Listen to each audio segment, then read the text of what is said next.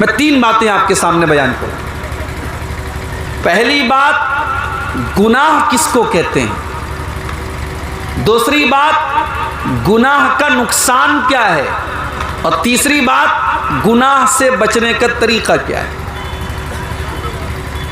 بھئی ہم اور آپ انسان ہیں، ہم منشیہ ہیں، آدم کی اولاد ہیں، ہم معصوم نہیں ہیں. ہم سے گناہ ہوتا ہے، ہم سے غلطی ہوتی ہے. اللہ نے انسان کو ایسا نہیں بنایا کہ انسان سے غلطی نہ ہوتی ہو. ہاں، فرشتے ایسے ہیں کہ فرشتوں سے غلطی نہیں ہوتی. اللہ نے قرآن کریم کے 28ویں پارے میں فرمایا، یا ایھا الذین آمنوا قوا انفسکم واہلیکم نارا. اے ایمان والو، تم اپنے آپ کو اور اپنے گھر والوں کو جہنم کی آگ سے بچاؤ. وقودھا الناس والحجارہ، جہنم کی آگ کا ایندھن انسان اور پتھر ہوں گے. وہ پیٹرول سے نہیں جلے گی، وہ مٹی کے تیل سے نہیں جلے گی، وہ کوئلے سے نہیں جلے گی، وہ لکڑی سے نہیں جلے گی. وقودھا الناس والحجارہ، وہ انسانوں سے جلے گی، وہ پتھروں سے جلے گی. اس جہنم کے چوکیدار کیسے ہوں گے؟ اس جہنم کی نگرانی کرنے والے کیسے ہوں گے؟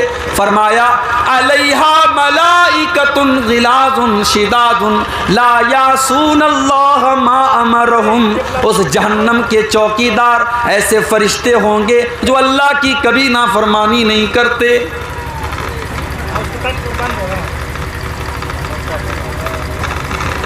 فرشتے اللہ کی نافرمانی نہیں کرتے،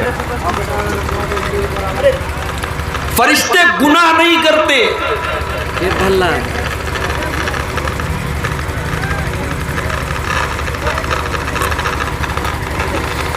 ایک تو پہلے ہی جو ہے یہاں کے لوگوں نے بتایا کہ پہلی بار یہاں جلسہ ہو رہا ہے. اب ظاہر ہے پہلی بار جب کوئی کام ہوتا ہے تو بہت ساری بھول چوک بھی ہوتی ہے، بہت ساری کمی بھی ہوتی ہے.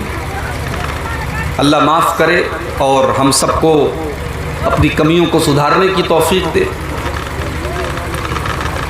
لیکن میرے بھائیوں، آپ غور کیجئے کہ اللہ تبارک و تعالیٰ نے ہمیں اور آپ کو انسان بنایا.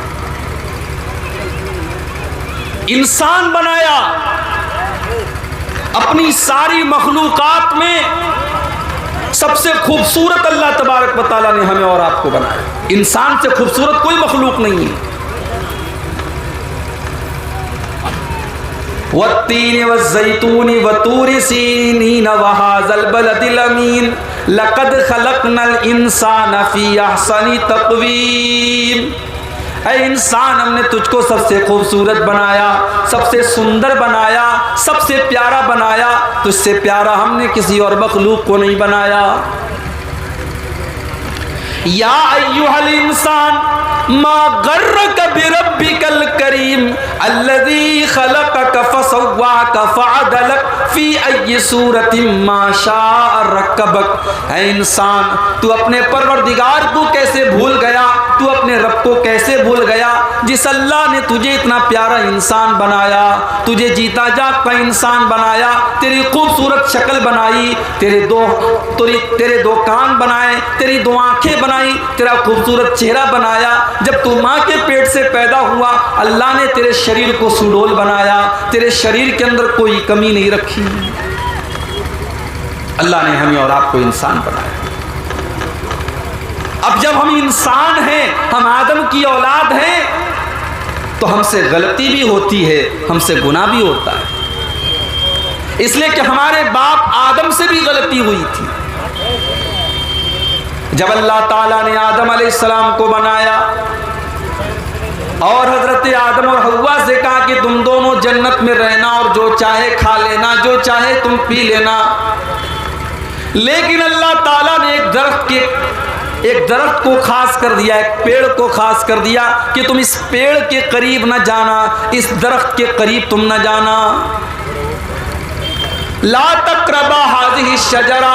اے آدم، اے حوا، تم جنت کی تمام نعمتوں سے فائدہ اٹھا سکتے ہو مگر تم اس پیڑ کے قریب نہ جانا. فتکونا من الظالمین، ورنہ تم ظالم ہو جاؤ گے. اب شیطان ہمارے باپ آدم کے پاس اور ہماری ماں حوا کے پاس آیا۔ اس نے کہا کہ اے آدم، اے حوا، تمہیں پتا ہے کہ اللہ تعالیٰ نے اس پیڑ کے قریب جانے سے تم کو کیوں منع کیا ہے، اس پیڑ کو کھانے سے کیوں منع کیا ہے؟ اے آدم، اگر تم اس پیڑ کو کھا لو گے، اس کے پھل کو تم کھا لو گے تو تم ہمیشہ ہمیشہ کے لیے جنت میں رہو گے اور تم فرشتے بن جاؤ گے۔ حالانکہ آدم علیہ السلام کو اللہ تعالیٰ نے فرشتوں سے بھی افضل بنایا تھا، فرشتوں کو حکم دیا تھا کہ ان کو سجدہ کرو، مگر ابلیس اور شیطان جب ہمارے باپ آدم کے دماغ کو بھی گھما سکتا ہے تو ہم اور آپ کی کیا حیثیت ہے میرے بھائی؟ اس نے کہا ہے آدم، اس پیڑ کو تم کھا لو، ہمیشہ تم جنت میں رہو گے اور تم فرشتے بن جاؤ گے۔ اور جانتے ہو ابلیس نے اللہ کی قسم کھا کر کے کہا اے آدم، میں اللہ کی قسم کھا کر کے کہتا ہوں، میں تمہارا بھلا چاہتا ہوں، میں تمہارا دوست ہوں، میں تمہارا ساتھی ہوں، میں تو تمہاری بھلائی چاہتا ہوں۔ قرآن کہتا ہے فَدَلَّاهُمَا بِغُرُورٍ، جب آدم اور حوا کے سامنے شیطان نے اللہ کی قسم کھا لی تو دونوں دھوکہ کھا گئے۔ جو اللہ والے ہوتے ہیں وہ اللہ کے نام پر دھوکہ بہت جلدی کھا لیتے ہیں۔ اللہ والوں کو اللہ کے نام پر بیوقوف بنانا بہت آسان ہوتا ہے۔ فَدَلَّاهُمَا بِغُرُورٍ، آدم اور حوا کو شیطان نے اپنے شیشے میں اتار لیا، دونوں نے اس درخت کے پھل کو کھا لیا۔ فَلَمَّا ذَاقَ الشَّجَرَةَ، جب آدم اور حوا نے اس پیڑ کو کھا لیا، بدت لہما سوآتہما، تو دونوں ننگے ہو گئے، دونوں کی شرمگاہیں نظر آنے لگی، دونوں کا ستر نظر آنے لگا، دونوں کے بدن سے کپڑے اتر گئے۔ دیکھو گناہ کتنی خطرناک چیز ہوتی ہے، اللہ کی نافرمانی کتنی خطرناک چیز ہوتی ہے کہ جیسے ہی آدم اور حوا نے اس درخت کو کھایا ان کے بدن سے کپڑے اتر گئے اور دونوں ننگے ہو گئے۔ فَاتَّفِقَا يَقْصِفَانِ عَلَيْهِمَا مِنْ وَرَقِ الْجَنَّةِ، لیکن آدم علیہ السلام کو یہ اچھا نہیں لگ رہا تھا میں ننگا رہوں، حضرت حوا کو یہ اچھا نہیں لگ رہا تھا میں ننگی رہوں۔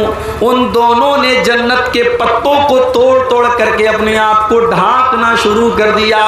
پتہ یہ چلا کہ آدم اور حوا نے اپنی اولاد کو یہ پیغام دیا کہ تم ننگے مت رہنا، ننگے رہنا یہ انسان کی پہچان نہیں ہے، یہ جانور کی پہچان ہے۔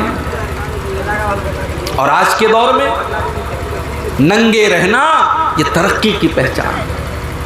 جو عورت جتنی ننگی رہتی ہے اس کو اتنا ترقی یافتہ، اتنا ماڈرن اور اتنا فیشنیبل مانا جاتا ہے۔ آج بڑے بڑے مقابلے ہوتے ہیں، دنیا کے خوبصورتی کے مقابلے ہوتے ہیں اور عورتوں کے بدن سے کپڑے نوچے جاتے ہیں، ان کو ننگا کیا جاتا ہے اور دنیا کو یہ بتایا جاتا ہے کہ جو عورت جتنی ننگی ہوگی اتنی وہ ترقی کرے گی۔ میرے پیارے ساتھیوں، ہمارے باپ آدم اور ہماری ماں حوا، ان کی جو اولاد ہیں، جو انسان ہیں، انہوں نے اپنی اولاد کو یہ پیغام دیا کہ ننگا رہنا یہ انسانیت نہیں ہے، یہ تو حیوانیت ہے۔ جو انسان ہوگا وہ ننگا نہیں رہے گا، وہ اپنے ستر کو چھپائے گا، اپنی شرمگاہ کو چھپائے گا۔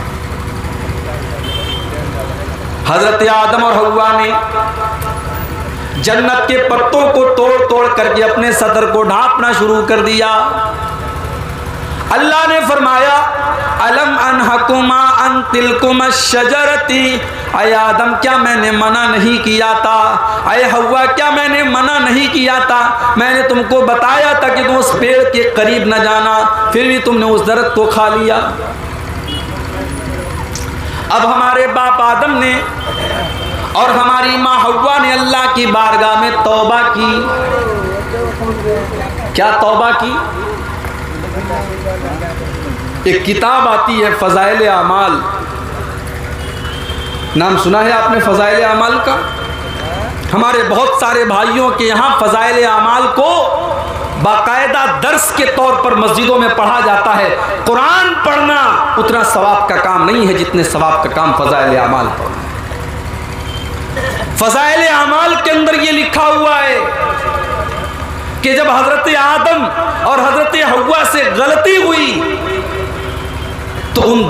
وہ دونوں پریشان ہو گئے کہ ہم اللہ سے کیسے معافی مانگے، کیسے دعا کریں۔ تو ان دونوں نے اللہ کے یہاں لوح محفوظ پر دیکھا لا الہ الا اللہ اور محمد الرسول اللہ لکھا ہوا ہے۔ وہ سمجھ گئے کہ محمد الرسول اللہ جب لکھا ہوا ہے اس کا مطلب کہ یہ کوئی بہت بڑی ہستی ہے۔ انہوں نے اللہ کے رسول کے وسیلے سے دعا مانگی اور ان کی دعا قبول ہو گئی۔ اور جب انہوں نے اللہ سے یہ کہا کہ اللہ تو محمد کے وسیلے سے ہماری توبہ کو قبول فرما لے، اللہ نے ان کی توبہ کو قبول کر لیا۔ کہاں لکھا ہوا ہے؟ فضائل اعمال میں لکھا ہوا ہے۔ لیکن میرے پیارے ساتھیوں، قرآن کیا کہتا ہے؟ قرآن یہ کہتا ہے کہ آدم اور حوا نے اللہ کی بارگاہ میں یہ دعا کی، ربنا ظلمنا انفسنا وان لم تغفر لنا وترحمنا لنکونن من الخاسرین۔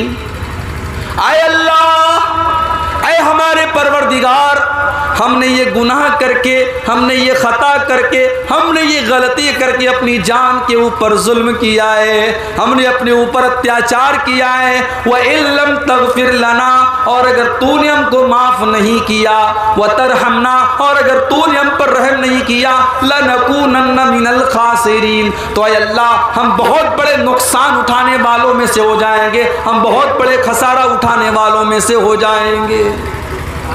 قرآن تو یہ دعا بتا رہا ہے۔ اور فضائل اعمال کے اندر کیا لکھا ہے کہ اللہ کے پیارے نبی کے وسیلے سے دعا مانگی گئی۔ اس کا مطلب یہ ہوا کہ وہ رانگ نمبر ہے، وہ غلط نمبر ہے، اور صحیح بات وہ ہے جو قرآن بیان کر رہا ہے کہ حضرت آدم اور حضرت حوا نے اللہ کی بارگاہ میں یہ دعا کی اور اپنی غلطی کا اقرار کیا اور اللہ سے دعا کی کہ اللہ ہم نے اپنی جان پر ظلم کیا ہے اور تو نے اگر معاف نہیں کیا تو ہم کہاں جائیں گے۔ اللہ نے دونوں کی توبہ کو قبول کیا۔ ایک طرف حضرت آدم سے غلطی ہوئی، انہوں نے توبہ کی، انہوں نے اللہ سے معافی مانگی، اور جب ابلیس سے غلطی ہوئی، ابلیس نے جب گناہ کیا، ابلیس نے جب اللہ کے حکم کے باوجود حضرت آدم کو سجدہ نہیں کیا اور اللہ نے پوچھا کہ تو نے آدم کو سجدہ کیوں نہیں کیا، تو ابلیس نے معافی نہیں مانگی، ابلیس نے توبہ نہیں کی۔ ابلیس نے کیا کہا؟ انا خیر منہ، قال انا خیر منہ خلقتنی من نار وخلقتہ من طین۔ ابلیس نے کہا اے اللہ میں آدم کو سجدہ نہیں کر سکتا، میں تو آدم سے بہتر ہوں، آدم کو تو نے مٹی سے پیدا کیا ہے، مجھے آگ سے پیدا کیا ہے، آگ سے پیدا ہونے والی چیز مٹی سے پیدا ہونے والی چیز کو سجدہ کیوں کرے گی؟ اے اللہ میں آدم کو سجدہ نہیں کر سکتا۔ اللہ نے فرمایا ما لک ان تتکبر فیہا، تو تکبر کر رہا ہے، تو اہنکار کر رہا ہے، تو گھمنڈ کر رہا ہے، تو جنت میں رہ کر کے تکبر نہیں کر سکتا، تو اللہ کی بارگاہ میں رہ کر کے تکبر نہیں کر سکتا۔ فخرج منہا، تو نکل جا ہماری بارگاہ سے، تو نکل جا جنت سے۔ اللہ نے ابلیس کو جنت سے نکال دیا اور قیامت تک کے لیے ابلیس کو شیطان بنا دیا، لعنتی بنا دیا۔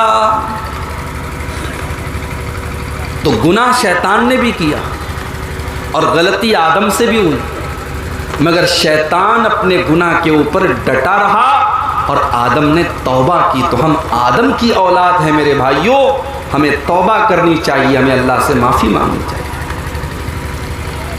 اسی لیے اللہ کے پیارے نبی فرماتے ہیں کل بنی آدم خطاء، تمام آدم کی اولاد غلطی کرتی ہے، آدم کی تمام اولاد سے غلطی ہوتی ہے۔ وَخَيْرُ الْخَطَّائِينَ التَّوَّابُونَ، اور آدم کی سب سے بہترین اولاد وہ ہے جو توبہ کر لے، جو اللہ سے معافی مانگ لے۔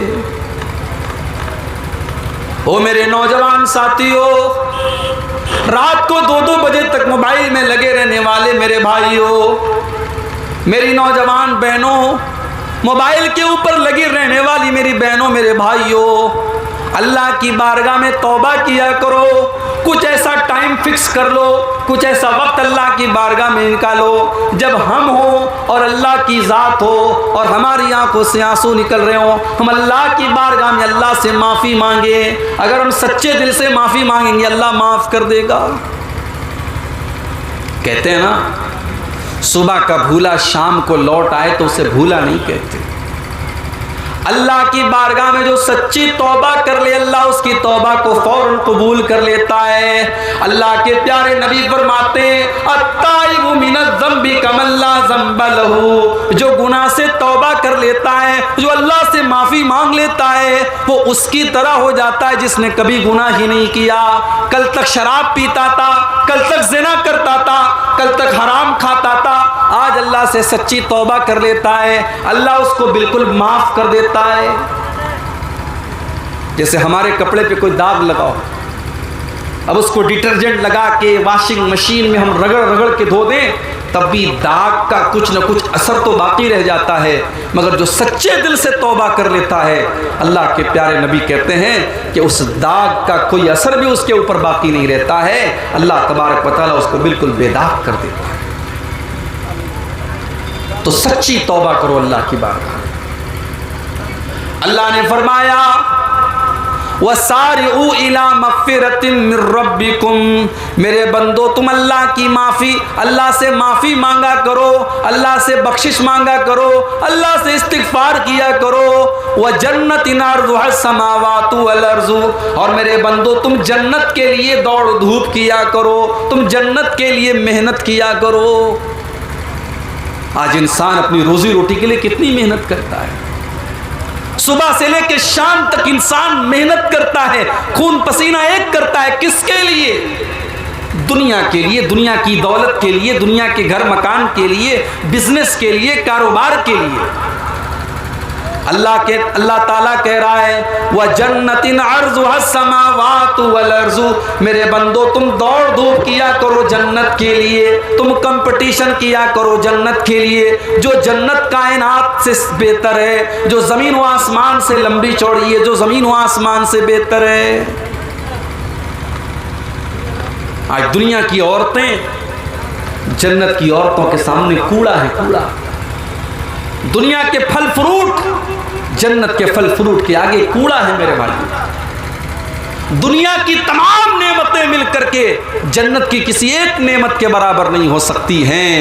جنت کی نعمت کا تو یہ حال ہوگا، اللہ کے پیارے نبی فرماتے ہیں، صحیح مسلم کی روایت ہے کہ وہ انسان جو ساری زندگی مصیبت میں تھا، پریشانی میں تھا، بیماری میں تھا، اس انسان کو کل قیامت کے دن اللہ تعالیٰ تھوڑی دیر کے لیے جنت میں ڈالے گا، تھوڑی دیر کے لیے اللہ تعالیٰ جنت میں ڈالے گا، اور جنت سے نکالنے کے بعد اللہ پوچھے گا اے میرے بندے حل رأیت شرًا قط، کیا تو نے کبھی اپنی زندگی میں کوئی مصیبت دیکھی ہے، کوئی پریشانی دیکھی ہے، کوئی دکھ دیکھا ہے، کوئی تکلیف دیکھی ہے؟ وہ بندہ جو ساری زندگی پریشانیوں میں تھا، مصیبتوں میں تھا، بیماریوں میں تھا، تکلیفوں میں تھا، وہ بندہ کہے گا ما رأیت شرًا قط، اے اللہ میں نے اپنی زندگی میں کبھی کوئی دکھ نہیں دیکھا، کبھی کوئی پریشانی نہیں دیکھی۔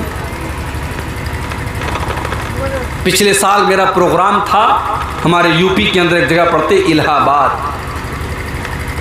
الہ آباد ایک جگہ ہے یو پی کے اندر، اس کا نام اب بدل کر کے پریاگ راج رکھ دیا گیا ہے۔ وہاں پر ایک نوجوان لڑکا، اس کا نام تھا محمد محسن، ڈاکٹر تھا وہ لڑکا میرے پاس مجھ سے ملنے کے لیے آیا۔ خوبصورت نوجوان لڑکا تھا، فیس بک کے اوپر اس کی آئی ڈی بھی ہے۔ مجھ سے دعا سلام ہوئی، حال چال ہوئی، باتیں ہوئی، اس نے میرا موبائل نمبر بھی لیا، اور آج میں فیس بک کھول کر کے کیا دیکھ رہا ہوں کہ 3-4 دن سے وہ لڑکا بیمار تھا، اس کو ڈینگو ہوا تھا، اور کل اس کا انتقال ہو گیا۔ نوجوان لڑکا 20 سے 25 سال کی عمر ہے میرے بھائیوں، دیندار ہے، با اخلاق ہے، ملنسار ہے، ایک بیماری آتی ہے اور ایک جھٹکے میں اس کو لے کے چلی جاتی ہے۔ سب ٹھاٹ پڑا رہ جائے گا جب لاد چلے گا بنجارا۔ میرے پیارے ساتھیوں، موت کا فرشتہ کبھی بھی ہمارے پاس آ سکتا ہے، وہ یہ پوچھ کر کے نہیں آئے گا کہ عبدالغفار صاحب آپ کے گھر والوں کو آپ کی ضرورت ہے، آپ کے بچوں کو آپ کی ضرورت ہے، آپ کی بیوی کو آپ کی ضرورت ہے۔ وہ یہ بھی نہیں پوچھنے آئے گا کہ ابھی آپ کو تو دنیا کے لیے بہت کچھ کرنا ہے، ابھی آپ کی عمر ہی کیا ہے، موت تو اپنے ٹائم پر آ جائے گی، اور جب موت آئے گی تو پھر ہم کو نیکی کرنے کا موقع نہیں ملے گا، پھر توبہ کرنے کا موقع نہیں ملے گا، پھر سدھرنے کا موقع نہیں ملے گا۔ او نماز سے دور میرے ساتھیو، نماز کی پابندی شروع کر دو اس کے پہلے کہ موت کا فرشتہ آپ کے پاس آ جائے۔ او حرام کام میں ڈوبے میرے بھائیو، حرام طریقے چھوڑ دو، اللہ کے دین کی طرف آ جاؤ اس کے پہلے کہ موت کا فرشتہ آپ کے پاس آ جائے۔ اللہ نے فرمایا حتی اذا جاء احدهم الموت قال رب ارجعون، جب موت کا فرشتہ آتا ہے، جب موت کا ٹائم آتا ہے تو انسان یہ کہتا ہے کہ اے اللہ مجھے ایک چانس اور دے دے، ایک ٹائم اور دے دے، ایک بار دنیا میں اور بھیج دے۔ قال رب ارجعون، اے اللہ ایک موقع تو مجھے اور دے دے، اس لیے نہیں کہ مجھے اپنی لڑکی کی شادی کرنی ہے، اس لیے نہیں کہ مجھے اپنا مکان بنانا ہے، اس لیے نہیں کہ مجھے اپنا بزنس سیٹ اپ کرنا ہے، اس لیے نہیں کہ مجھے گورنمنٹ جاب کرنی ہے، لعلی اعمل صالحا، اے اللہ مجھے موت کا اندازہ نہیں تھا، میں نے ساری زندگی گناہ کیا ہے، میں نے نافرمانی کیا ہے، میں نے تجھ کو ناراض کیا ہے، اے اللہ تو ایک چانس اور مجھے دے دے، لعلی اعمل صالحا، میں وعدہ کرتا ہوں میں نیک عمل کروں گا، میں تجھے راضی کرنے والا عمل کروں گا، میں ایسا عمل کروں گا جس سے تو راضی ہو جائے۔ یہ کب کہے گا انسان؟ موت کو دیکھنے کے بعد کہے گا۔ اللہ فرمائے گا کلا، ایسا کبھی نہیں ہو سکتا، انہا کلمۃ هو قائلها، اے میرے بندے یہ تو بس تیرے منہ سے نکلنے والی ایک بات ہے، تو آج کہہ رہا ہے، اگر ہم تجھے دوبارہ دنیا میں ڈال دیں گے پھر تو وہی کام کرے گا، یہ تو بس تو بات ہی بات کر رہا ہے۔ وَمِن وَرَائِهِمْ بَرْزَخٌ إِلَىٰ يَوْمِ يُبْعَثُونَ، اور اے میرے بندے اب تیرے پاس موت کا ٹائم آ چکا ہے، اب تو تجھے برزخ میں جانا ہے، اب تو تجھے قبر میں جانا ہے، اب تجھے دنیا کی کوئی طاقت روک نہیں سکتی ہے۔ موت وہ چیز ہے میرے بھائی، آج تو ہم اور آپ اتنے کٹھور دل ہو چکے ہیں کہ قبروں کو دیکھ کر کے اور موت کو دیکھ کر کے بھی ہمارے رونگٹے کھڑے نہیں ہوتے، ہمیں موت یاد نہیں آتی۔ قبرستان میں بیٹھ کر کے لوگ جوا کھیلتے ہیں، قبرستان میں بیٹھ کر کے لوگ شراب پیتے ہیں، قبرستان میں بیٹھ کر کے لوگ حرام کام کرتے ہیں، اتنا سخت دل ہو چکا ہے انسان۔ ارے قبرستان تو وہ جگہ ہے جہاں پر ہمارے باپ دادا دفن ہیں، ہمارے مردے دفن ہیں، اور قبرستان وہ جگہ ہے جہاں دیکھ کر کے ہم کو موت یاد آنی چاہیے۔ اللہ کے نبی کہا کرتے تھے او لوگوں میں نے تم کو قبرستان جانے سے منع کیا تھا، میں نے تم کو قبروں کی زیارت سے منع کیا تھا، لیکن تم قبروں کی زیارت کیا کرو، تم قبرستان جایا کرو، فَإِنَّهَا تُذَكِّرُكُمُ الْآخِرَةَ، اس لیے کہ قبرستان جانے سے موت کی یاد آتی ہے، آخرت کی یاد آتی ہے۔ ابن ماجہ کی روایت ہے، ایک انصاری صحابی کا جنازہ ہے، جنازے کو قبر میں اتارا جا رہا ہے، اللہ کے نبی ایک سائیڈ میں بیٹھے ہوئے ہیں، آپ کے صحابہ بھی آپ کے ساتھ بیٹھے ہوئے ہیں، اللہ کے نبی بالکل خاموش ہیں، صحابہ بھی بالکل خاموش ہیں، اور جنازے کو قبر میں اتارا جا رہا ہے۔ اللہ کے نبی کی آنکھوں سے آنسو بہنے لگتے ہیں، اللہ کے نبی رونے لگتے ہیں، اور اتنا روتے ہیں اتنا روتے ہیں حتی بلت سرا، آپ کے آنسوؤں سے وہاں کی زمین تر ہو جاتی ہے، وہاں کی زمین بھیگ جاتی ہے، اور آپ یہ فرماتے ہیں لمثل ھذا فاعدوا یا اخوانی، اے میرے صحابہ اس قبر میں تم کو جانا ہے، اس قبر کی تم تیاری کرو، یہاں تم سب کو آنا ہے، اس جگہ کی تم تیاری کر لو۔ قبر میں کیا کام آئے گا میرے بھائی؟ ہمارے بچے تو ہمارے کام نہیں آئیں گے، ہماری بیوی تو ہمارے کام نہیں آئے گی، ہماری دولت، ہمارا مال ہمارے کام نہیں آئے. وہاں اگر کام آئے گا ہمارے اعمال کام آئیں گے، ہماری نیکیاں کام آئیں گی. ہم نے اللہ کی بارگاہ میں اگر توبہ کیا ہے تو ہماری توبہ کام آئے گی. عثمان غنی رضی اللہ تعالیٰ عنہ جب کسی قبر کے پاس سے گزرتے تھے زار و قطار رونے لگتے تھے، آنکھوں سے آنسو بہنے لگتے تھے. کسی نے پوچھا اے عثمان غنی، جنت کی بات ہوتی ہے تو آپ روتے نہیں ہیں، جہنم کی بات آتی ہے تو آپ روتے نہیں ہیں، لیکن اب جب آپ کسی قبر کے پاس سے گزرتے ہیں تو رونے لگتے ہیں، کیا بات ہے؟ عثمان غنی کہتے ہیں او لوگو، میں نے اپنے پیارے نبی کو یہ فرماتے ہوئے سنا ہے، ان القبر اول منزل من منازل الاخرہ، بے شک یہ قبر آخرت کی پہلی منزل ہے، جس نے اس منزل کو پار کر لیا اس کے لیے آگے کی منزلیں آسان ہیں. میرے پیارے ساتھیوں، آج بڑے بڑے علماء دنیا سے جا رہے ہیں، جو اللہ کے نیک بندے جن کی دنیا کو ضرورت ہے آج وہ دنیا سے جا رہے ہیں. آپ کے بہار کی سرزمین کے مدھوبنی کے رہنے والے علامہ عزیر شمس رحمۃ اللہ علیہ، جو آپ کے اسی بہار کے سپوت تھے، ہمارے بنارس سے جامعہ سلفیہ سے انہوں نے تعلیم حاصل کی اور پوری زندگی مکہ مکرمہ میں رہے اور وہیں دین کی خدمت کرتے رہے. بہت بڑی بڑی کتابیں لکھی، آج وہ بھی اللہ کو پیارے ہو گئے. آج بڑے بڑے علماء دنیا سے جا رہے ہیں. میرے پیارے ساتھیوں، وہ لوگ تو اللہ کے نیک بندے تھے. ہمارا اور آپ کا کیا حال ہوگا؟ ہماری اور آپ کی زندگی تو گناہوں میں گزر رہی ہے، اللہ کی نافرمانیوں میں گزر رہی ہے، غلط کاموں میں گزر رہی ہے. میرے پیارے ساتھیوں، اس سے پہلے کہ موت کا فرشتہ ہمارے پاس آئے، ہم موت کے بعد کی تیاری کر لیں. اللہ کے نبی سے پوچھا گیا، اے اللہ کے نبی، سب سے افضل مومن کون ہے؟ افضل کا مطلب سرووتم، سروشریشٹھ، سب سے اچھا. اللہ کے پیارے نبی سے پوچھا گیا کہ سب سے بہترین مسلمان کون ہے؟ آپ نے فرمایا احسنہم خلقا، جس کا اخلاق سب سے اچھا ہو، جس کا ویوہار سب سے اچھا ہو، جس کی بات چیت سب سے اچھی ہو، جو سب سے اچھے طریقے سے ملتا جلتا ہو، جس کا بیہیویئر سب سے اچھا ہو. پھر پوچھا گیا وَأَيُّ الْمُؤْمِنِينَ أَكْيَسْ، اے اللہ کے نبی سب سے بدھیمان کون ہے؟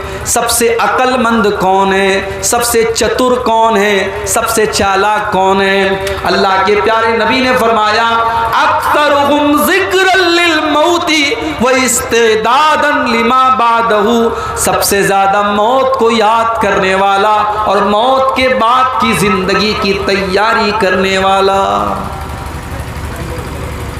آج ہم موت کو یاد نہیں کرتے، وہ موت جو ہمیں ہمارا انجام یاد دلاتی ہے. میرے پیارے ساتھیوں، ذرا اپنے نبی کی موت کا ٹائم یاد کرو. سوموار کے دن اللہ کے نبی کا انتقال ہوتا ہے، جمعرات کا دن ہے، ظہر کی نماز کا ٹائم ہے.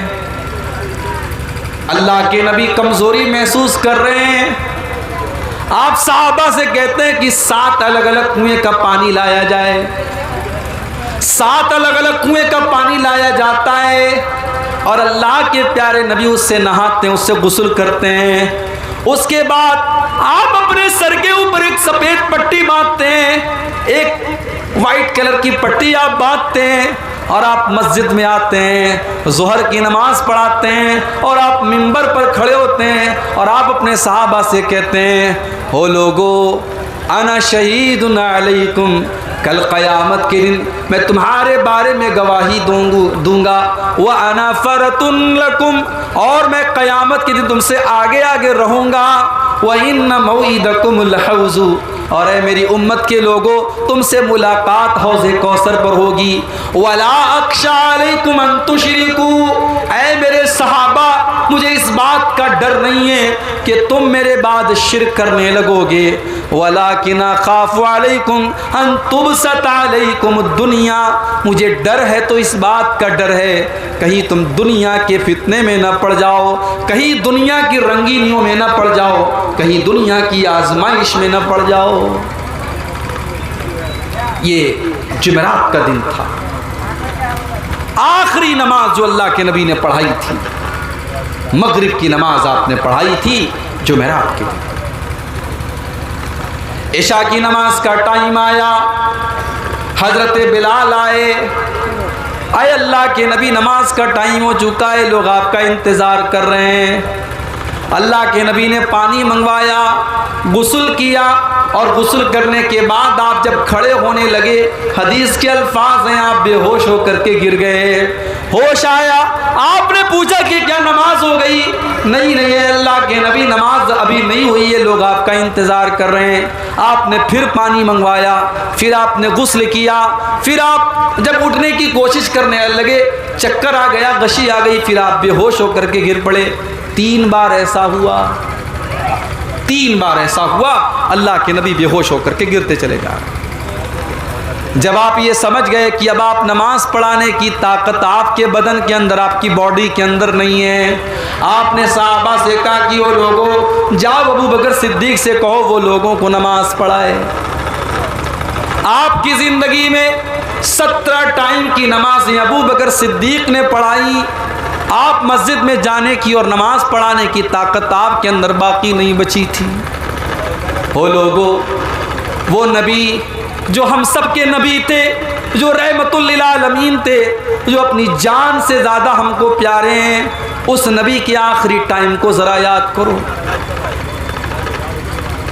جمعہ کا دن آیا، اللہ کے نبی مسجد میں آتے ہیں، خطبہ دیتے ہیں، اور خطبے میں آپ یہ کہتے ہیں کہ وہ لوگوں، اللہ نے اپنے ایک بندے کو یہ اختیار دیا تھا، اپنے بندے کو یہ چوائس دی تھی کہ چاہے تو وہ بندہ دنیا کی نعمتوں کو لے لے اور چاہے تو وہ اللہ کے پاس چلا جائے۔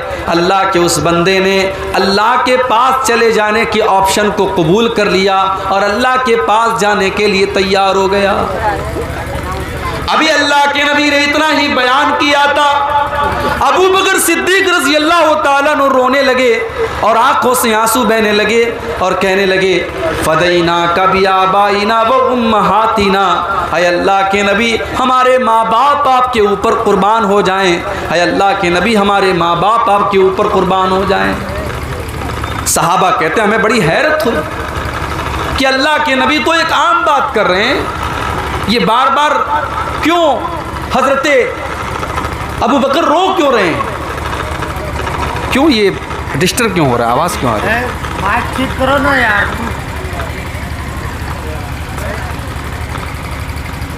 حضرت ابو بکر رو کیوں رہے ہیں؟ کیا بات ہے؟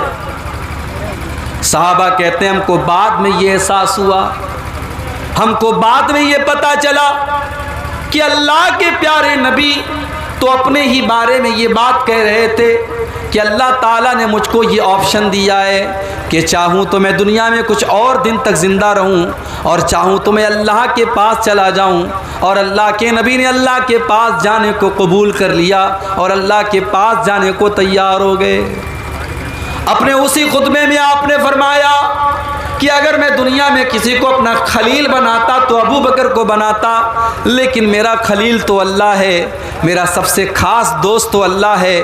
ہاں اسلام نے جو دوستی ابو بکر کے ساتھ رکھی ہے وہ دوستی برقرار رہے گی، لیکن میرا خلیل تو اللہ ہے، میرا دوست تو اللہ ہے۔ اس کے بعد آپ نے فرمایا مسجد کے اندر جتنے لوگوں کے دروازے ہیں سب کے دروازوں کو بند کر دیا جائے سوائے ابو بکر کے، ابو بکر کا دروازہ بند نہ کیا جائے، ابو بکر کا دروازہ کھولے رکھا جائے۔ آپ نے فرمایا سب سے زیادہ میرے اوپر اگر کسی کا احسان ہے تو ابو بکر صدیق کا احسان ہے، اس نے اپنے مال سے میرا ساتھ دیا، اس نے اپنی جان سے میرا ساتھ دیا۔ یہ آخری خطبہ تھا اللہ کے پیارے نبی۔ سنیچر کا دن آیا، سوموار کے دن آپ کا انتقال ہوا، سنیچر کا دن آیا، آپ بے قرار ہیں، بے چین ہیں، بار بار چادر کو پھینک رہے ہیں، اوڑھ رہے ہیں، پھینک رہے ہیں۔ آپ نے اسی عالم میں فرمایا، یہ تو ریڈیو بج رہا ہے، کیا بولیں گے اس کو؟ ڈالیو پہ کون میک کا تار ڈالیو پہ भाई डालो तो यार छोटो ये आवाज नहीं कर रहा वो बोला मैं करा दे आ जाइए आप ऊपर अब आइए आप आइए। बहुत डिस्टर्ब कर रहा है आप लोग ने। इधर का लाउड स्पीकर बना हुआ है बहुत परेशान किया शाम से।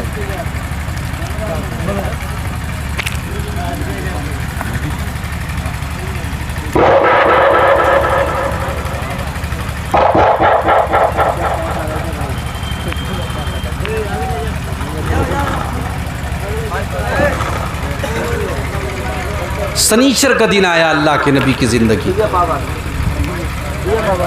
सोमवार के दिन आपका इंतकाल हो रहा है, सनीचर का दिन आया, आप बिस्तर पे लेटे हुए हैं, बेचैन हैं, बेकरार हैं, बार बार अपनी चादर को फेंक रहे हैं, ओढ़ रहे हैं, फेंक रहे हैं। उसी बेकरारी के आलम में अल्लाह के प्यारे नबी फरमाते हैं, लानल्लाहुल यहूद वन नसारा इत्तखज़ू कुबूर अंबियाइहिम मसाजिद।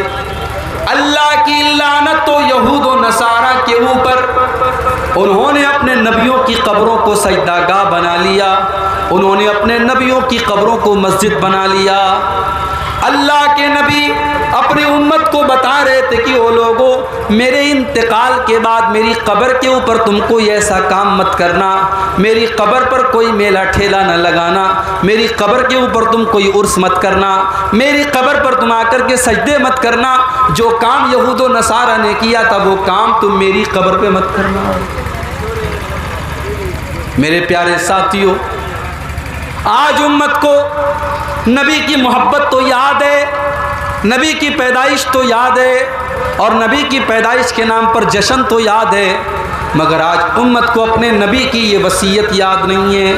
आज उम्मत का एक बड़ा तबका कब्र परस्ती में मुब्तला है। आज कब्रों के ऊपर सजदा किया जा रहा है, आज मज़ारों के ऊपर सजदा किया जा रहा है, आज गले में तावीज़ पहना जा रहा है, आज हाथों में तावीज़ पहना जा रहा है। जिस काम से अल्लाह के नबी ने अपने आखिरी टाइम मना किया था, उस काम को आज उम्मत के लोग करते चले जा रहे हैं। मेरे प्यारे साथियों, वो नबी जब दुनिया से गए, आखिरी दिन है आपकी ज़िंदगी का, सोमवार के दिन आपका इंतकाल होता है, और इतवार के दिन रात में जो चिराग आपके घर पे जलता है, उस चिराग का तेल भी पड़ोसी से उधार लिया जाता है। उस नबी ने अपने लिए कुछ नहीं किया, कोई प्रॉपर्टी नहीं बनाई, कोई मकान नहीं बनाया, कोई दौलत इकट्ठा नहीं की। उस नबी ने पूरी ज़िंदगी को अल्लाह के दीन के लिए लगा दिया। उस नबी की ज़िंदगी का एक ही मकसद है कि लोग इस्लाम ले आए, लोग ईमान ले आए, लोग तौहीद पर आ जाएं। अल्लाह ने कुरान में फरमाया, फलअल्लका बाक़िउन नफ्सका अला आतारिहिम इल्लम युमिनू बिहाज़ल हदीस असफा। ऐ नबी, अगर ये लोग ईमान नहीं लाते तो क्या आप अपनी जान दे देंगे? आप अपनी जान को जोखिम में डाल देंगे? क्या आप अपनी जान दे देंगे? आप लोगों के ईमान लाने की इतनी चिंता क्यों करते हैं? मेरे प्यारे साथियों, नमाज की हालत में अल्लाह के नबी के गले में उक़बा इब्न अबी मुईत आता है और चादर डाल करके आपका गला दबाने की कोशिश करता है। अबू बकर सिद्दीक़ आते हैं और अपने नबी की जान बचाते हैं और कहते हैं, अतक़्तुलून रजुलन अन यक़ूल रब्बी अल्लाह, कि ओ लोगो, क्या तुम अल्लाह के नबी को सिर्फ इसलिए कत्ल कर देना चाहते हो कि वो अल्लाह को अपना रब कहते हैं, वो अल्लाह को अपना रब कहते हैं? इस अपराध में और इस जुर्म में तुम उनको कत्ल कर देना चाहते हो? वो लोगो, तुम इतने बड़े जालिम क्यों हो? अल्लाह के नबी नमाज पढ़ रहे हैं, एक जालिम आता है और आपके ऊपर ऊँटनी की ओझड़ी ला के रख देता है, ऊँटनी की गंदगी और ऊँटनी की बच्चादानी ला के रख देता है। अल्लाह के नबी सजदे से सर नहीं उठा पा रहे हैं और अल्लाह का कोई बंदा आता है और जब उस ओझड़ी को हटाता है तब अल्लाह के नबी सजदे से सर उठाते हैं। कितनी तकलीफ़ें सही उस नबी ने। और आज उस नबी का आखिरी टाइम है, उस नबी के इंतकाल का टाइम। सोमवार का दिन आता है, فجر کی نماز کا ٹائم ہے، اللہ کے پیارے نبی اپنے کمرے کا پردہ ہٹاتے ہیں، سامنے ابو بکر صدیق نماز پڑھا رہے ہیں، صحابہ کرام پیچھے نماز پڑھ رہے ہیں۔ اللہ کے نبی اپنے حجرے کے دروازے سے یہ منظر دیکھتے ہیں، آپ کے چہرے پر مسکراہٹ آ جاتی ہے، آپ ہنسنے لگتے ہیں۔ صحابہ کرام نماز کی حالت میں محسوس کر لیتے ہیں کہ اللہ کے نبی اپنے کمرے کے دروازے پر کھڑے ہیں۔ صحابہ کہتے ہیں ہم کو یہ ڈر ہوا کہ کہیں ہماری نماز نہ خراب ہو جائے اور کہیں ہم نماز کو بیچ میں سے چھوڑ کے نہ بھاگ جائیں۔ اور ابو بکر صدیق رضی اللہ تعالیٰ عنہ بھی پیچھے ہٹنے لگے۔ اللہ کے نبی نے اشارہ کیا کہ اے ابو بکر تم نماز کو کنٹینیو رکھو، تم نماز کو جاری رکھو، اور آپ نے پردہ گرا دیا اور آپ نے پردے کو دوبارہ اپنی جگہ کر دیا۔ صحابہ کہتے ہیں کہ یہ آخری منظر تھا جو اللہ کے نبی نے اپنے صحابہ کا دیدار کیا تھا۔ نبی خوش ہو گئے، نبی کے چہرے پر مسکراہٹ آ گئی کہ میری امت میرے بعد بھی نماز پڑھ رہی ہے، نماز نہیں چھوٹی ہے، نماز جاری ہے۔ آج امت کو اپنے نبی کو جس چیز کی اتنی فکر تھی نماز، آج امت کو نماز کی بھی فکر نہیں۔ رات رات بھر تقریریں سننے والے فجر کی نماز میں غائب ہو جاتے ہیں۔ گاؤں میں جلسہ ہو رہا ہے، جلسے میں ہزاروں کی پبلک ہے، مسجد میں چلے جاؤ تو 8-10 لوگ مشکل سے نماز میں ملتے ہیں۔ میرے پیارے ساتھیوں، آج تم نبی سے محبت کا دعویٰ کرتے ہو، نبی سے پیار کا دعویٰ کرتے ہو، اس نبی کو تو نماز سے اتنی محبت تھی کہ وہ نبی کہا کرتے تھے جو علت قرۃ عینی فی الصلاۃ، نماز میری آنکھوں کی ٹھنڈک ہے، نماز میرے دل کا سکون ہے۔ جب اللہ کے نبی ٹینشن میں ہوتے تھے، پریشانی میں ہوتے تھے، حضرت بلال سے کہتے تھے یا بلال ارحنا بالصلاۃ، اے بلال تم جلدی سے اذان دے دو اور جلدی سے نماز کھڑی ہو جائے تاکہ میرے دل کو سکون مل جائے۔ میرے نبی کو نماز سے سکون ملا کرتا تھا۔ اللہ کے نبی جلدی کسی کے اوپر بددعا نہیں کرتے تھے، مگر جب آپ کی ایک مرتبہ عصر کی نماز قضا ہو گئی، دشمنوں سے لڑائی چل رہی تھی، جنگ خندق کا موقع تھا اور لڑائی کے دوران آپ کی عصر کی نماز قضا ہو گئی، سورج ڈوب گیا، عصر کی نماز قضا ہو گئی تو اللہ کے نبی کے منہ سے بددعا نکل گئی۔ آپ نے فرمایا ملأ اللہ بیوتہم وقبورہم نارا، اے اللہ ان کے گھروں کو تو جہنم کی آگ سے بھر دے، ان کی قبروں کو تو جہنم کی آگ سے بھر دے۔ شغلونا عن الصلاۃ الوسطی، اے اللہ ان کی وجہ سے ہماری عصر کی نماز چھوٹ گئی۔ اتنی فکر تھی اللہ کے نبی کو نماز۔ آج ہم نماز نہیں پڑھتے، کیوں صاحب؟ ارے کام بہت ہے، کوئی بزنس کر رہا ہے، کوئی نوکری کر رہا ہے، کوئی جاب کر رہا ہے، کوئی کالج میں جا رہا ہے۔ میرے پیارے ساتھیوں، آپ اللہ تعالیٰ کو کیا منہ دکھاؤ گے؟ اللہ جب پوچھے گا میرے بندے تو 24 گھنٹے میں 5 بار میرے آگے ماتھا جھکانے کو بھی تیار نہیں تھا، میرے آگے سر جھکانے کو تیار نہیں تھا، تو اللہ اکبر کہہ کر میرے آگے نماز پڑھنے کو تیار نہیں تھا۔ میرے پیارے ساتھیوں، اللہ کو کیا منہ دکھائیں گے؟ یہ نماز نبی کی آنکھوں کی ٹھنڈک تھی، اور اپنے آخری ٹائم بھی اللہ کے نبی نے نماز کی تلقین کی اور نماز پڑھنے پر لوگوں کو ابھارا۔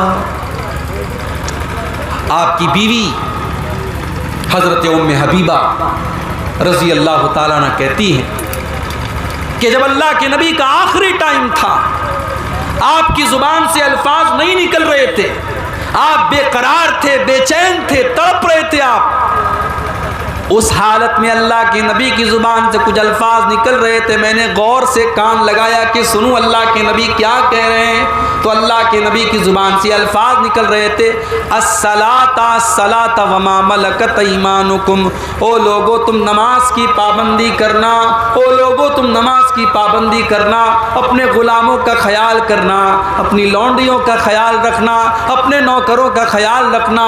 آخری ٹائم بھی اللہ کے نبی کو نماز کی چنتا ہے، نماز کی فکر ہے۔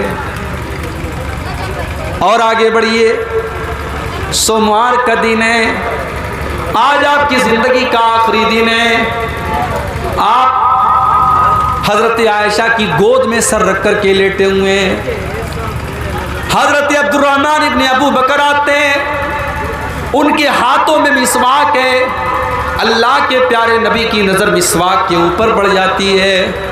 آپ اماں عائشہ کو اشارہ کرتے ہیں. اماں عائشہ سمجھ جاتی ہیں کہ آپ مسواک کرنا چاہتے ہیں. اماں عائشہ مسواک کو لے لیتی ہیں اور اپنے دانتوں سے مسواک کو نرم کرتی ہیں, اور وہ مسواک اللہ کے نبی کو ہاتھوں میں دے دیتی ہیں. اللہ کے آخری نبی مسواک کرتے ہیں اور بڑے بہترین طریقے سے آپ مسواک کرتے ہیں. اور اماں عائشہ کا لعاب, اماں عائشہ کا تھوک اللہ کے نبی کے تھوک کے ساتھ اس طریقے سے مل جاتا ہے. اور اس سے علماء نے یہ مسئلہ بھی نکالا ہے کہ جب کسی کو یہ احساس ہو جائے کہ اس کا آخری ٹائم ہے تو وہ مسواک کر لے, وہ اپنا منہ صاف کر لے, تاکہ اللہ تعالیٰ کیا اس حال میں جائے کہ اس کا منہ صاف ہو. آپ نے مسواک کیا. مسواک کرنے کے بعد آپ کے اوپر موت کی سختیاں آنے لگی. آپ کی پیشانی پر پسینے کی بوندیں چمکنے لگی. آپ کے اوپر تکلیف کے آثار نظر آنے لگے. آپ بے چین ہونے لگے. آپ کے بغل میں ایک پیالہ رکھا ہوا تھا, پیالے میں پانی تھا.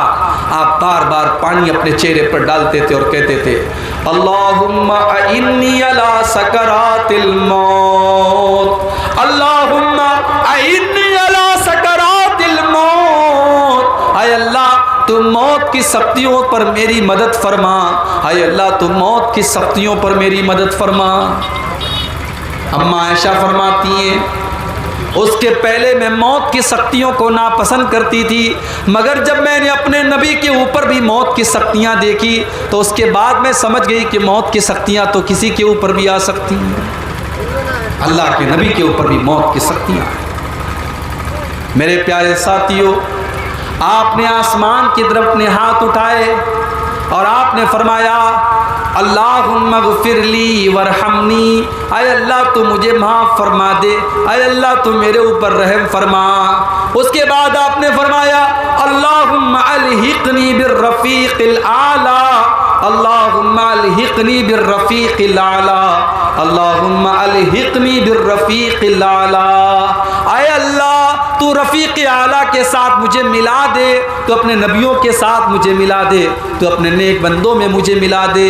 اتنا کہنے کے بعد اللہ کے نبی کا ہاتھ دھیرے دھیرے زمین پر آ گیا اور آپ کی روح آپ کے بدن سے نکل گئی اور آپ کا انتقال ہو گیا. میرے پیارے ساتھیوں, موت کا یہ منظر اللہ کے پیارے نبی کو بھی دیکھنا. آپ کی بیٹی فاطمہ جو اس موقع پر موجود تھی, ان کی آنکھوں میں آنسو بہ رہے تھے اور وہ کہہ رہی تھی یا ابتا, ہائے میرے ابا جان, من جنت الفردوس ماوا, میرے ابا جان کا ٹھکانہ تو جنت الفردوس ہے. الا جبریل ننعا, اے جبریل ہم تمہیں اپنے باپ کی موت کی خبر دے رہے ہیں. اجاب ربن دعا, میرے ابا نے اپنے رب کی دعوت کو قبول کر لیا. میرے ابا تو اپنے رب کے پاس چلے گئے, میرے بابا تو اپنے رب کے پاس چلے گئے. آپ کی بیٹی کی آنکھوں سے آنسو بہ رہے. موت کا وہ منظر دیکھ کر کے صحابہ کرام بے چین ہو گئے, بے قرار ہو گئے.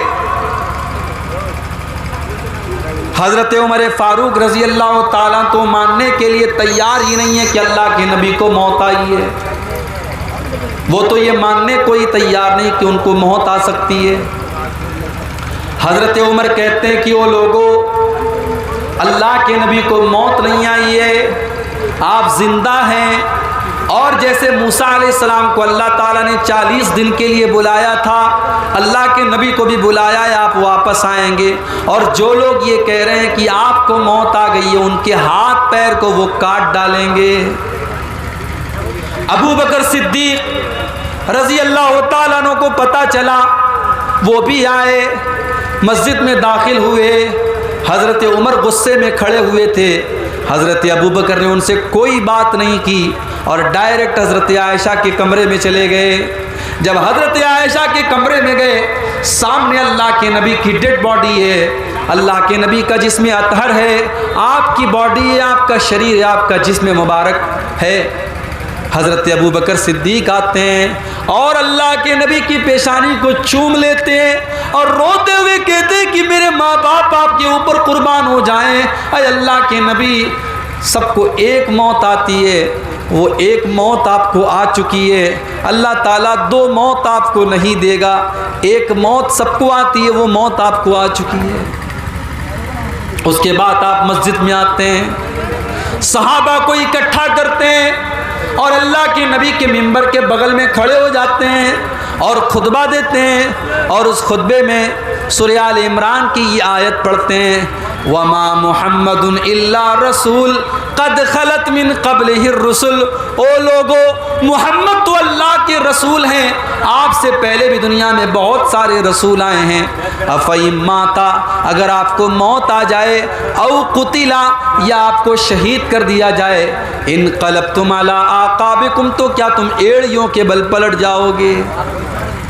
حضرت ابو بکر صدیق نے قرآن کی یہ آیت پڑھی اور اس کے بعد کہا، من کان یعبد منکم محمدا فإن محمدا قد مات۔ او لوگو، جو محمد صلی اللہ علیہ وسلم کی عبادت کرتا تھا وہ یہ کان کھول کر کے سن لے کہ محمد صلی اللہ علیہ وسلم کو موت آ چکی ہے۔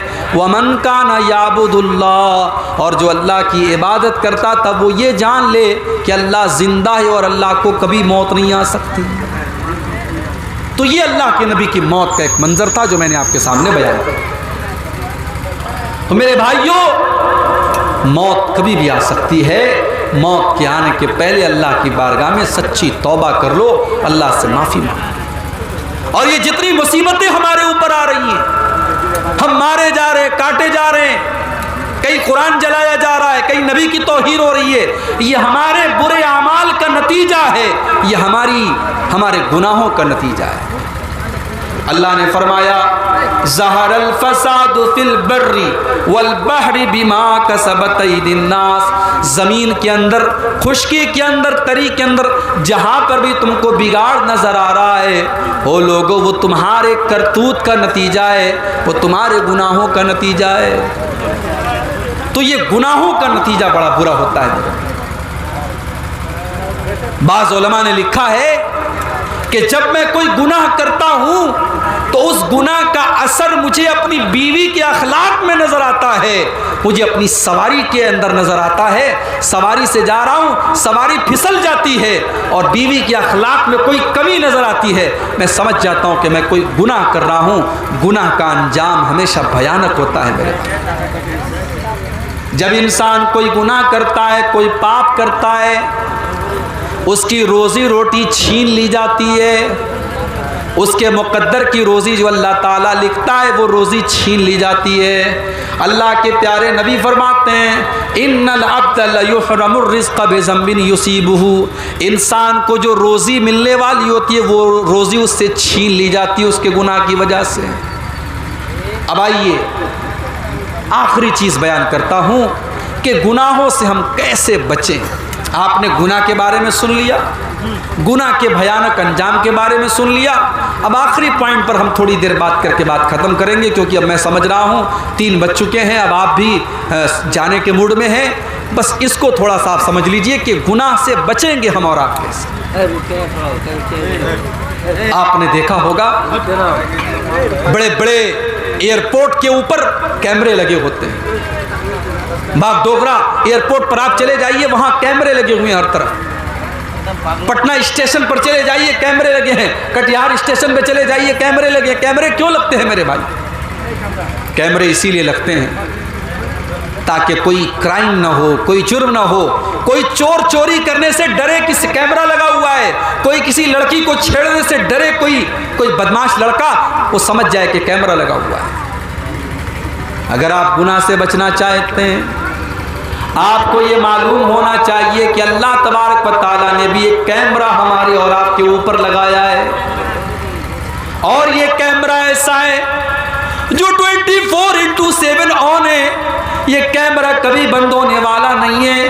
یہ اللہ کا کیمرہ ہے، اللہ کے فرشتے ہر بات کو ریکارڈ کر رہے ہیں۔ وَإِنَّ عَلَيْكُمْ لَحَافِظِينَ كِرَامًا كَاتِبِينَ يَعْلَمُونَ مَا تَفْعَلُونَ۔ میرے بندو، ہمارے فرشتے تمہاری ایک ایک حرکت کو نوٹ کر رہے ہیں، ایک ایک عمل کو نوٹ کر رہے ہیں۔ تم اللہ سے کوئی چیز چھپا نہیں سکتے ہو، سب ریکارڈ ہو رہا ہے۔ میری ماں بہنوں، جو آپ کی زبان سے جو باتیں نکلتی ہیں، جو غیبت اور چغلی ایک دوسرے کی آپ کرتی ہیں، وہ غیبت اور چغلی بھی ریکارڈ کی جا رہی، وہ بھی نوٹ کی جا رہی۔ ما یلفظ من قول الا لدیہ رقیب عتید۔ میرے بندے، تیری زبان سے جو الفاظ نکلتا ہے وہ سارے کے سارے الفاظ ریکارڈ کیے جا رہے ہیں۔ تو دنیا کے کیمرے سے ہم ڈرتے ہیں، اللہ کے کیمرے سے کیوں نہیں ڈرتے میرے بھائی؟ کل قیامت کے دن اللہ کی بارگاہ میں اللہ کے کیمرے کی ساری ریکارڈنگ ہمارے سامنے رکھ دی جائے گی۔ ہم نے رات کو 12 بجے کمرہ بند کر کے اپنے باپ سے، اپنی ماں سے، اپنے بھائی سے، سب سے چھپا کر کے ہم نے جو غلط کام کیا تھا وہ بھی ہمارے سامنے رکھ دیا جائے گا۔ میرے پیارے ساتھیوں، اگر یہ احساس ہمارے دل میں پیدا ہو جائے، یہ بھے ہمارے دل میں پیدا ہو جائے، یہ ڈر پیدا ہو جائے، تو ہم بہت سارے گناہوں سے بچ سکتے ہیں۔ دوسری چیز، گناہ سے بچنا چاہتے ہو، دوسرا کام ہمیں اور آپ کو یہ کرنا ہے کہ ہم یہ بات یاد رکھیں کہ ہم جو بھی گناہ کرتے ہیں، ہمارا بدن اور ہمارا شریر بھی اس کی گواہی دے گا قیامت کے دن۔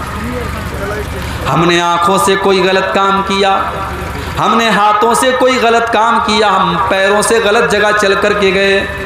حَتَّى إِذَا مَا جَاءُوهَا شَهِدَ عَلَيْهِمْ سَمْعُهُمْ وَأَبْصَارُهُمْ وَجُلُودُهُمْ بِمَا كَانُوا يَعْمَلُونَ۔ کل قیامت کے دن تمہارے کان بھی تمہارے خلاف گواہی دیں گے، تمہاری آنکھیں بھی تمہارے خلاف گواہی دیں گی، تمہارے ہاتھ پیر بھی تمہارے خلاف گواہی دیں گے، یہاں تک کہ یہ دھرتی اور زمین بھی بولے گی۔ اذا زلزلت الارض زلزالها واخرجت الارض اثقالها وقال الانسان ما لها يومئذ تحدث اخبارها۔ زمین بولے گی، زمین بات کرے گی۔ میرے پیارے ساتھیوں، اگر گناہ سے ہم اور آپ بچنا چاہتے ہیں تو یہ چیز بھی ہمیں اپنے ذہن میں رکھنی چاہیے۔ اور تیسری چیز، اگر آپ گناہ سے بچنا چاہتے ہیں، اچھے لوگوں کے ساتھ رہیے۔ انسان جن لوگوں کے ساتھ رہتا ہے اس کا اثر بھی اس کے اوپر پڑتا ہے۔ اگر آپ شرابی کے ساتھ بیٹھیں گے اٹھیں گے، آپ کے دل میں شراب کے متعلق نفرت کم ہو جائے گی۔ بے نمازی کے ساتھ بیٹھیں گے، بے نمازی بن جائیں گے آپ۔ جھوٹوں کے ساتھ بیٹھیں گے، جھوٹے بن جائیں گے آپ۔ اگر آپ گناہوں سے بچنا چاہتے ہیں تو نیک لوگوں کے ساتھ آپ اٹھیے اور بیٹھیے۔ میرے پیارے ساتھیوں، گناہوں سے بچنے کے لیے ایک کام یہ بھی کرنا پڑے گا ہمیں اور آپ کو کہ کبھی کبھی ہمیں قبرستان جانا چاہیے، موت کو یاد کرنا چاہیے۔ جب کسی جنازے میں جائیں، جب کسی قبر کو دیکھیں تو اپنے انجام کو سوچیں کہ کل تک جو 4 ویلر میں گھومتا تھا، فارچونر میں چلتا تھا، آج 4 لوگوں کے کندھے پہ قبرستان جا رہا ہے۔ یہ انجام ہمیں اور آپ کو اپنا بھی دیکھنا ہے۔ ہم موت کو دیکھ کر کے عبرت حاصل کریں۔ تو میرے بھائیوں، گناہوں اور اس کے انجام کے تعلق سے یہ چند باتیں میں نے آپ کے سامنے رکھی ہیں، کیونکہ اب دھیرے دھیرے آپ کے جو موڈ جو بن رہا ہے وہ جانے کا موڈ بن رہا ہے اور وقت بھی ختم ہو رہا ہے۔ میں اللہ سے دعا کرتا ہوں رب العالمین ہم سب کو توبہ کرنے کی توفیق عطا فرمائے، گناہوں سے بچنے کی توفیق عطا فرمائے، جب تک دنیا میں زندہ رکھے اسلام پر زندہ رکھے، اور ہم سب کا خاتمہ توحید پر اور ایمان پر ہو، آمین۔ وآخر دعوانا ان الحمدللہ رب العالمین۔ کیا ہے یہ؟ آخر سے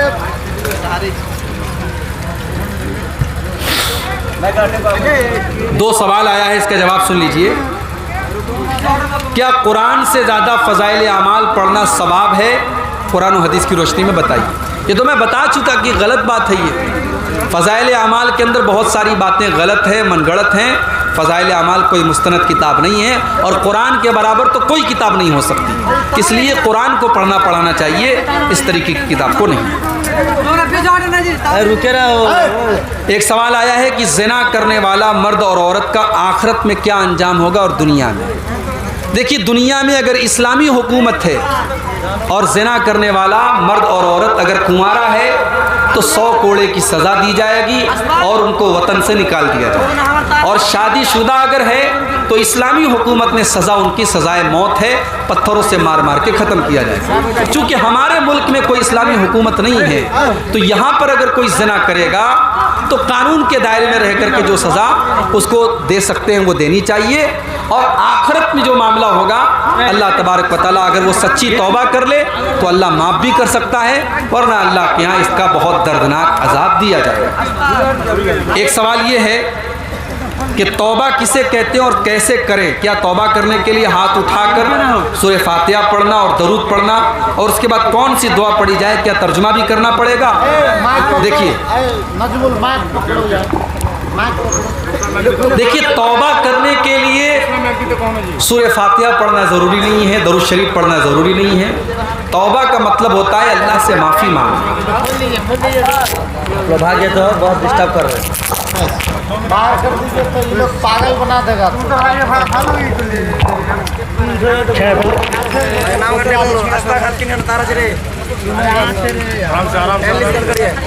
آرام سے آپ لوگ برداشت نہیں کر پا رہے, ہم کو بولا آرام سے. دیکھ رہے ہیں کچھ سوالات ہے بتا رہے تھے آپ لوگ.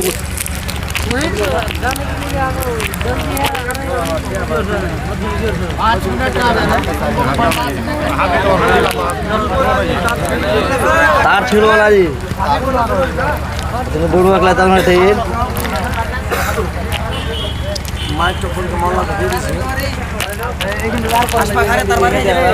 ऐसे अलग समझ लो.